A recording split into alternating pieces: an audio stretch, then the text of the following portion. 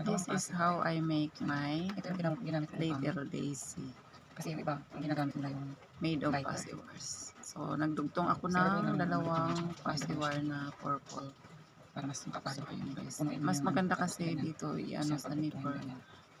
i-roll. Mas mabilis siyang matangkad kasi Parang ikaganon mo lang. pattern, di ba?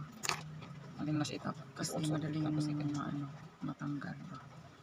Kasi yan, buhol-buhol lang dyan. So, may diba? Para hindi Tapos lang siya bukan mo yan. magkalas. Yan. Tapos, yan, para mabilog na siya. Yan. Pag-coating para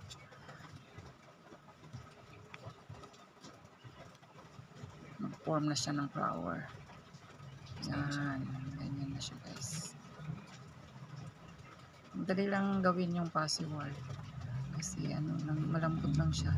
Malambot lang yung niya eh. Para sama-sama sila. Madali siyang i-bend. Yung dulo niya.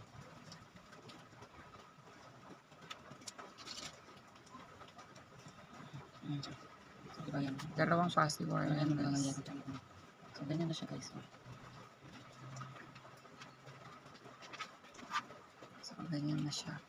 So, ngayon, Para naman sa pagkain ng yellow kasi yan yung gold.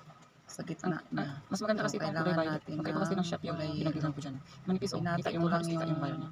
So, gaganito So, yung 30 natin. cm yan. Bali 15 cm ang isa. Hinati ko siya sa dalawa yung isang bungabas ng gamit.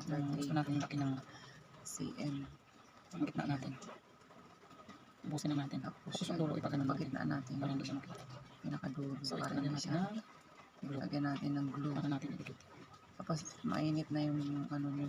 Para mabilis na lang Yan. Yan na siya. Yan na guys. Done na. Thank you for watching. Tapos lagyan mo na. Ipagano ng flower tape. So yan lang guys.